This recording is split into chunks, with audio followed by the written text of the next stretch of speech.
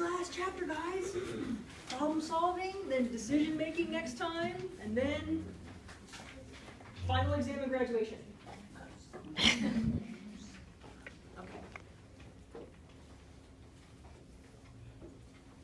So we're going to talk about problem solving today. Now you guys remember back on the first day, we looked at a video of Dr. Jill Bolte Taylor, and it was a story of the day that she had her stroke. And we identified problem solving at that time as circumventing or eliminating obstacles to a goal. Remember that we identified the case where she realized she needed help, right? She couldn't get the help herself, so she decided to make a phone call, right? That was a way to problem solve. Then she couldn't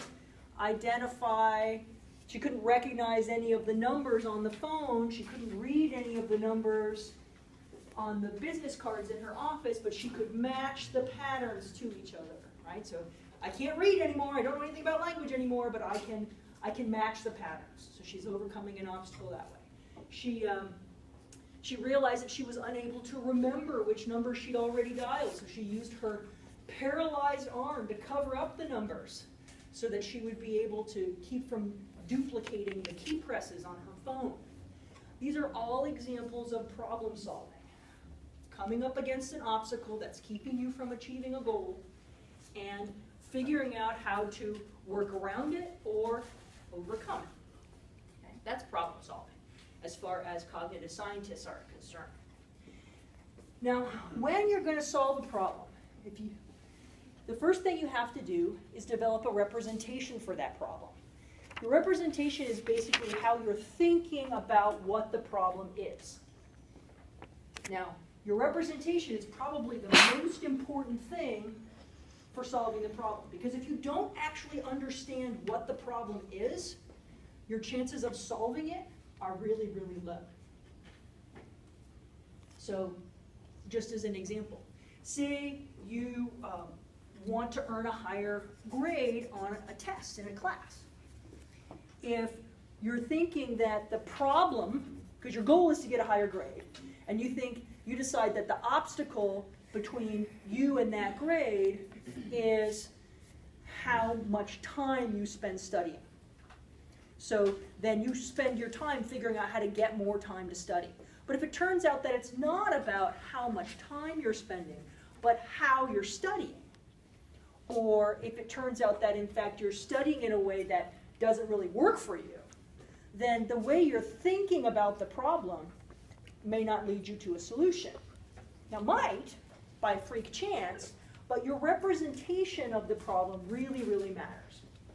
And we can think of the representation of a problem as having two main types of components: elements and operators. Okay. So the elements of a problem are all of the things that you have to work with: items, tools, resources at your disposal to solve the problem. Operators are the rules that you're given for using those elements. So for example, you may say, well, I have to study more hours, but if you have an operator in your life that says I need to sleep this many hours and I need to work this many hours because the rent's got to get paid and I've got 3 other classes and so I can only, then that's going to limit what you can do, right? So operators are the rules for manipulating elements that limit sometimes how you can use those elements. But if you imagine, if you got the right elements and the right operators in your representation, then you have a much better chance of actually solving the problem. Now, in addition to the elements and operators, maybe in conjunction with these, is something called your mental set. Mental set is your ideas about how a problem can be solved, things that you can do. And so this may have to do with your preconceived ideas about what's possible, your previous experience. what you've been told by other people. So this is top-down knowledge, right, your mental set, and it is really important to helping you develop the right representation.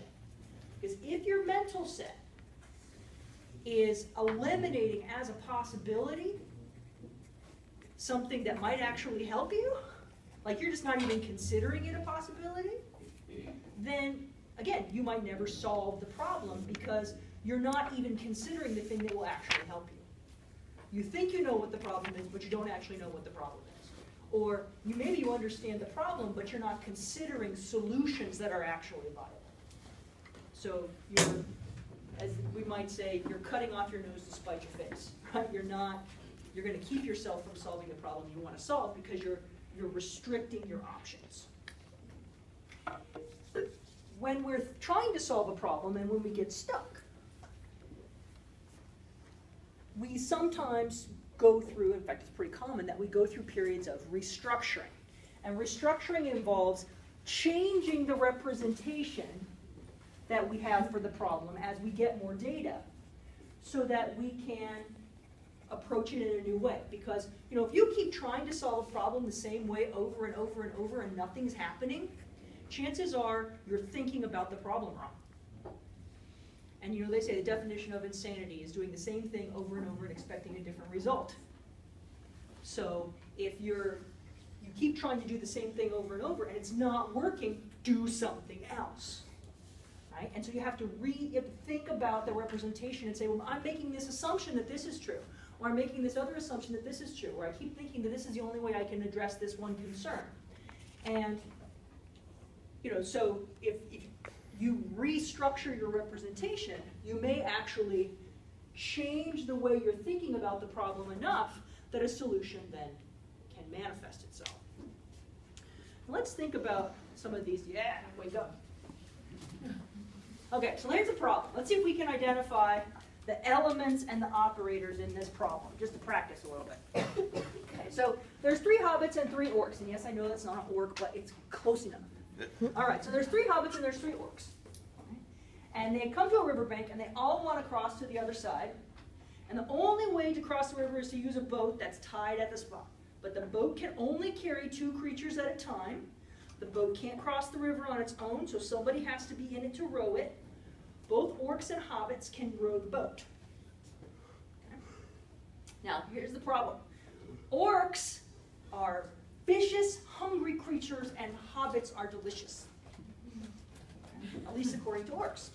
So if there are more orcs than hobbits on one side of the river, the orcs will attack the hobbits and eat them for snacks. This means that travelers can never leave more orcs than hobbits on either riverbank. So then how can we get all 6 creatures across the river without the orcs eating the hobbits? And they can't swim. And they have to use the boat. That's the only way to get across. Only 2 can go at a time. You can't send the boat across and then push the boat without somebody in it back across the river. So, tell me about some elements in this problem. I'm not asking you to solve the problem. I'm asking you to tell me what elements are. You're like, okay. But tell me about some elements. What are some things we have to work with in this problem? The boat. We got a boat. What else? There's a river. Okay. What else? The river bank. There's river banks. Okay. There's orcs. There's hobbits. Right? We got to do something with them. Okay. Now, what about some operators? What are some operators in this problem? Yeah. 2 in the boat. 2 in the boat, right? Only 2 creatures in the boat. What else? You can't have more orcs than hobbits. Can't have more orcs than hobbits in any one place. Okay. Anybody else see any more? Someone has to be in the boat. Right. Someone has to be in the boat. So you can see the difference between elements and operators. Now, this particular problem is very challenging for people to solve when they first start to think about it. And this is because of the way they represent the problem and the mental set that they tend to generate. Now, this is a really, the orcs and hobbits problem is super famous. there are whole web pages dedicated to this problem and variations of this problem on the interwebs. And the issue is that, so you've got some orcs and you've got some hobbits, and you've got to get them across in this boat, right? And when people think about it, so they say, okay, well, first I'm going to send 2 hobbits over, and leave them over there. Then one of the hobbits is going to come back, and then, but then there'll be 3 orcs and 2 hobbits on that side, and they'll get eaten. Okay, that didn't work. So people just kind of go, they're like, oh, let's throw a hobbit and an orc in this time and see what happens. Let's throw 2 orcs in and see what happens. People just go back and forth, and they just do this all the time. And they take all this time to solve this problem. And then they're like, it can't be done. I've had students say, I spent like 5 hours on this last night, Darnell. It's impossible to do this. And I said, well, let me look at what you're doing. And what they tend to do, what the mental set that they generate has in it, is this totally unnecessary restriction that once you drop somebody off over here, they can't go back. Because you keep thinking, oh, I got to get everybody over to the other side, so I'm going to take people over there and drop them off, and they're never going to. But sometimes you have to go over and pick somebody up that you dropped off before and bring them back. And once you allow yourself to do that, people solve the problem in about 10 minutes.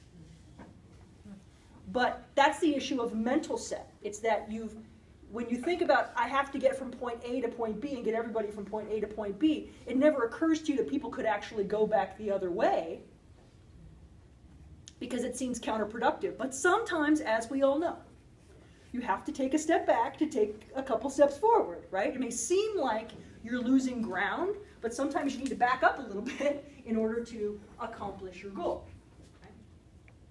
So that's an example of how mental set can affect your ability to solve a problem. If you don't realize that people who have been dropped off can go back to the other side, then you can't solve the problem. It won't work.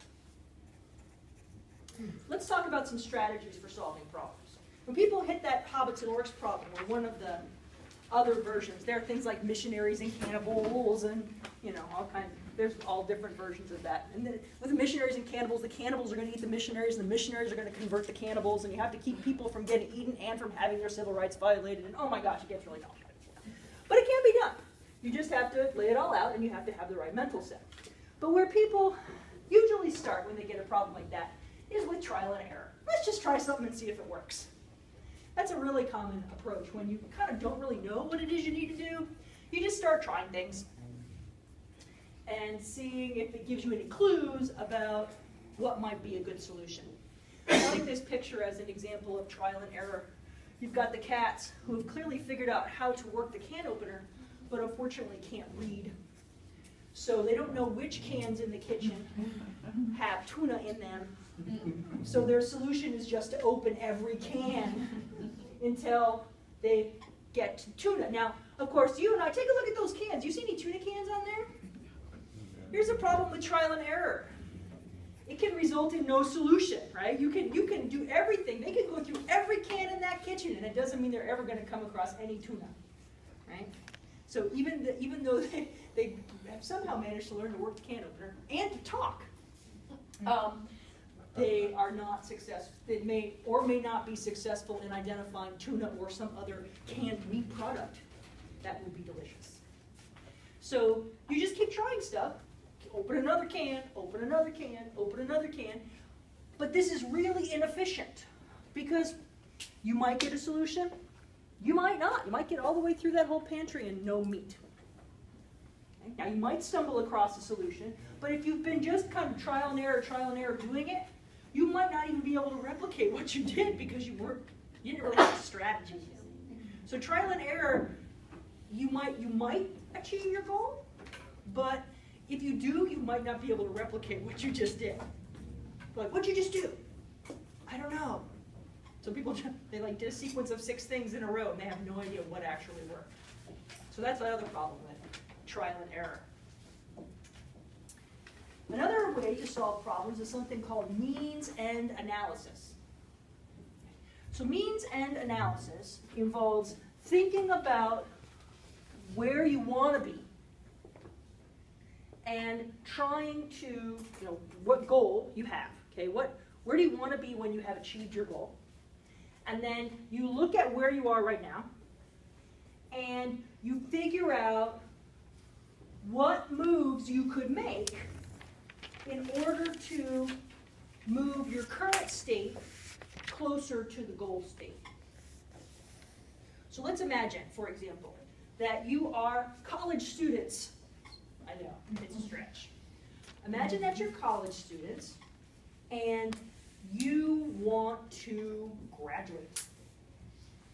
Okay, so you come in as freshmen and you may not have any clue what classes you're going to take. How many of you totally knew every single class you were going to take your first semester, freshman year, every semester for the whole college career? No, you didn't know, right? You know you have to take something, right? You know you have to have so many credit hours. You know you have to have so many credit hours in a major. You know you have to take core courses, right? You have some basic ideas about what this problem is that you have to solve. Okay? But you don't actually know exactly. So think about, well, so what do you have to do? You know you have to take core courses. You know you have to take major courses. You know you need so many electives. Okay?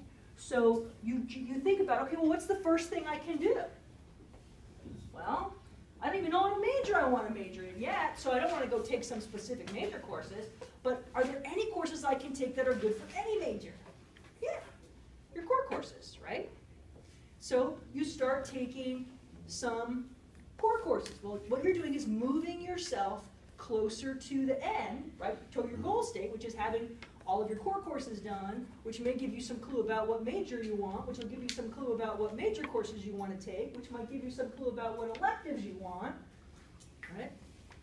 So you can actually figure out how to get to your goal by simply trying to move closer to it. And eventually, the solution, what you have to do to get to the end, will become obvious. Because at some point, you realized, I need these 3 classes and I'm done, right?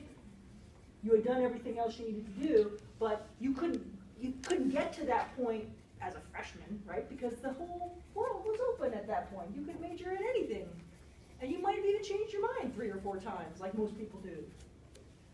So you try to make decisions early on that seem like they're moving you closer to your goal. And then as you get closer, the end moves become apparent. That's mean-end analysis.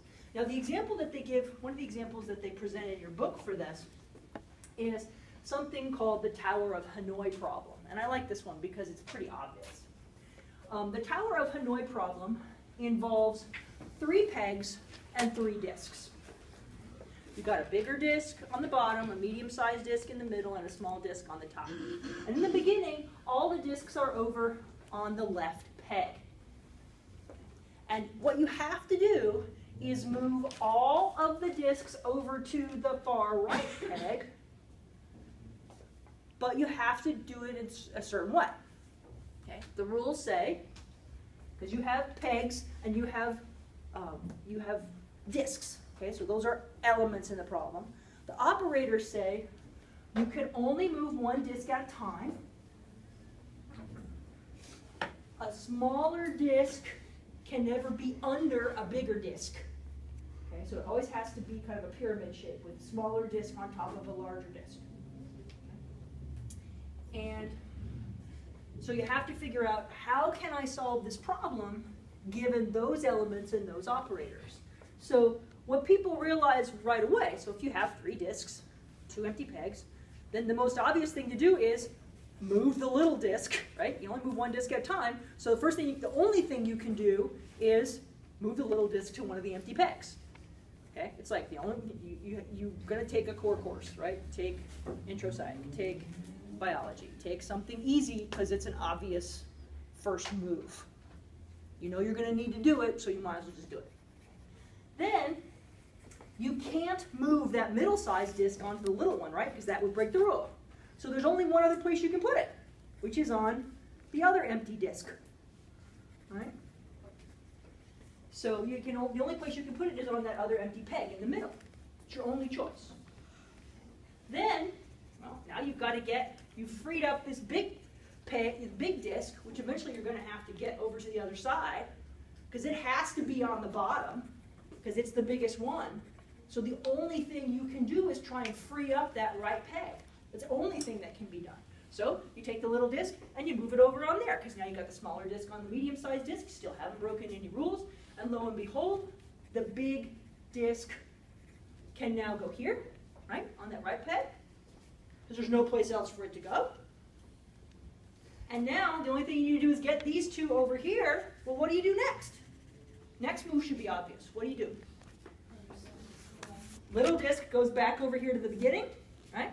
Medium-sized disc goes here. Little disc goes on top. Done.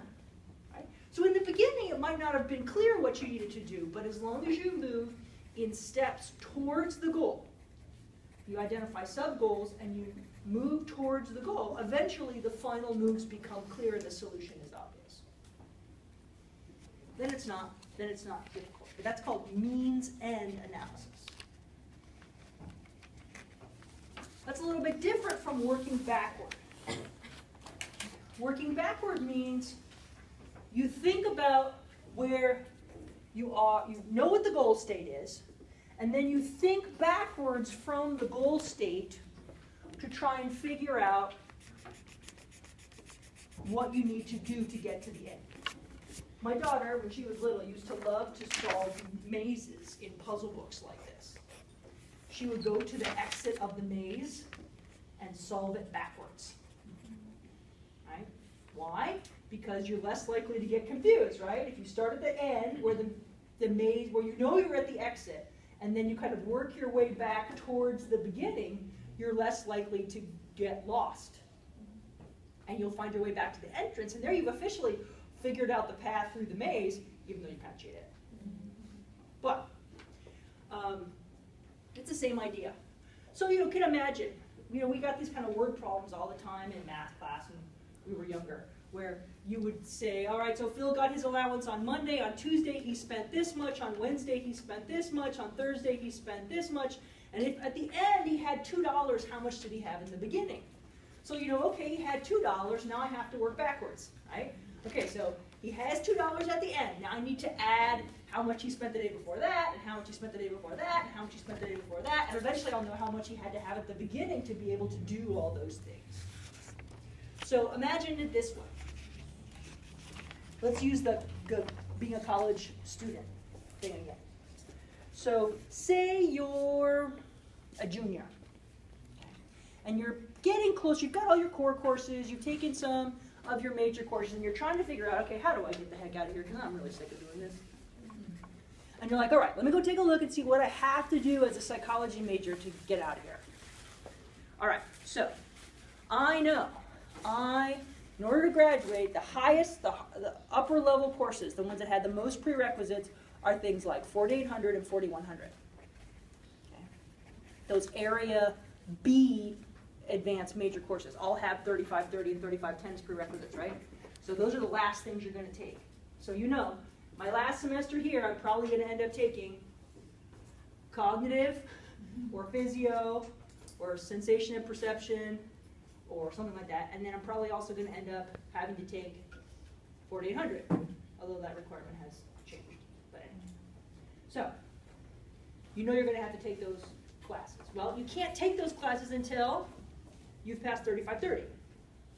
You can't take 3530